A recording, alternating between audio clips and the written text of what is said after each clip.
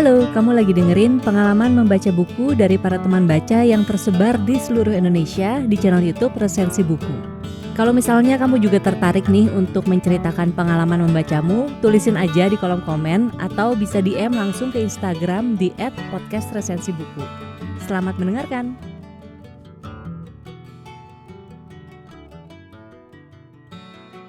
Kita tidak akan pernah bisa menghapus masa lalu, sekelam apapun. Jejak itu melekat. Kita hanya perlu menerimanya sebagai bagian dari diri kita. Assalamualaikum warahmatullahi wabarakatuh. Hai, salam kenal. Aku Fatika, dan ini adalah podcast perdanaku.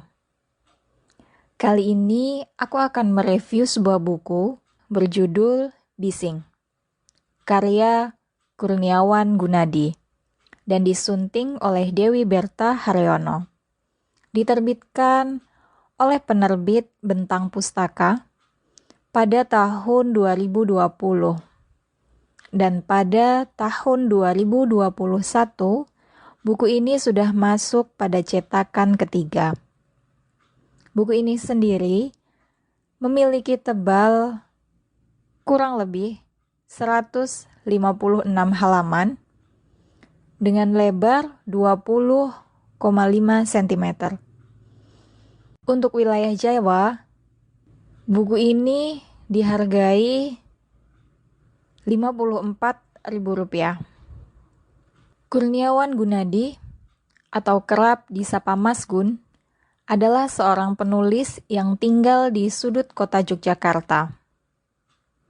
Tulisan-tulisannya dikenal pertama kali melalui blog kurniawangunadi.tumblr.com.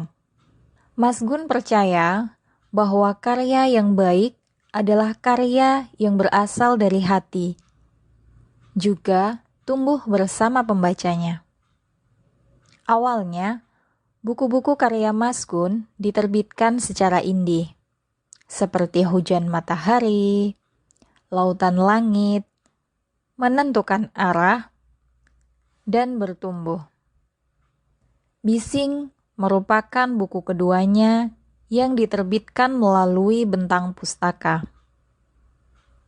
Sebelumnya, sudah didahului oleh karyanya yang berjudul Arah Musim. Tulisan yang dihasilkan oleh Mas Gun memiliki bahasa yang ringan, sehingga sangat berkesan bagi para pembacanya. Karena apa yang ditulis oleh Mas Gun seakan adalah gambaran real tentang kehidupan sehari-hari yang dialami oleh kebanyakan orang. Sejak pertama kali membaca tulisan-tulisannya, aku langsung jatuh hati.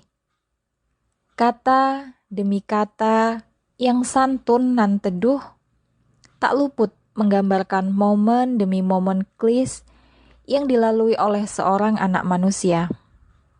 Setiap membaca tulisannya, aku akan berpikir, kok bisa ya ini tulisan aku banget? Karena kata demi kata seakan pas menggambarkan apa yang sedang pembaca rasakan. Berikut ada beberapa kutipan yang menurut aku ini sangat mengena sekali. Aku hanya ingin mendengarkan diriku sendiri, memilah mana kata hati dan mana kata orang, memberi jeda untuk melihat masalah dengan lebih jelas, membangun ruang yang lebih besar agar bisa menampung luapan perasaanku yang terbendung selama ini. Perasaan-perasaan yang tak kukenali, tapi mempengaruhi sebagian besar hidupku. Meluaskan cara pandangku terhadap dunia yang terasa begitu sempit selama ini. Nah, permasalahan hidup itu pasti ada, selalu ada. Setiap kali kita selesai dari satu masalah akan bertemu dengan masalah lainnya.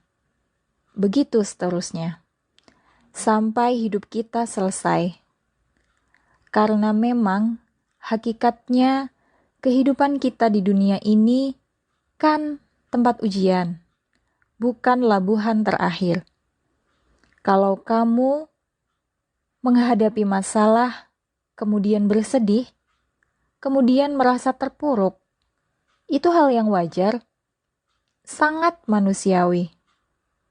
Akan tetapi, setelah itu, bergegaslah menyelesaikannya, agar hidupmu tidak berada dalam pusaran masalah yang sama seumur hidup.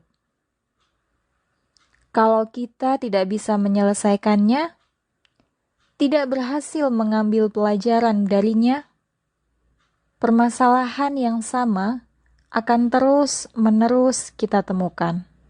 Sampai mungkin kita merasa muak karena masalah yang kita hadapi selalu sama. Kelebihan dari buku ini setelah aku membacanya adalah kisah di dalamnya yang seakan mewakili ribuan kisah yang dirasakan orang-orang dewasa di luaran sana. Kisah demi kisah membawa pembaca kembali merenung tentang apa-apa yang menjadi kegelisahan mereka, dan pada akhirnya pembaca akan sampai pada sebuah kesimpulan bahwa mereka tak sendiri mengalami kisah-kisah penuh peluh dan resah itu. Namun ada satu kekurangan dari buku ini, yaitu tentang genrenya.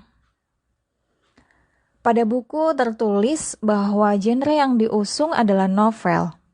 Tapi saat mulai membacanya, justru kita akan dibawa pada penggalan-penggalan kisah dari beberapa tokoh yang berbeda. Dan kesimpulanku setelah membaca buku ini sangat direkomendasikan buat kamu para pembaca yang mulai gelisah dengan kehidupan di masa dewasa. Buku ini tepat untuk kamu karena mengusung kisah-kisah nyata yang sering dirasakan orang pada umumnya. Kalau harus menilai antara 1 sampai 10, maka buku ini akan memiliki nilai 8. Wow, gimana? Tertarik untuk membacanya? Segera datangi toko buku terdekat ya. Sekian dulu review kali ini. Sampai ketemu di podcast selanjutnya. Wassalamualaikum warahmatullahi wabarakatuh.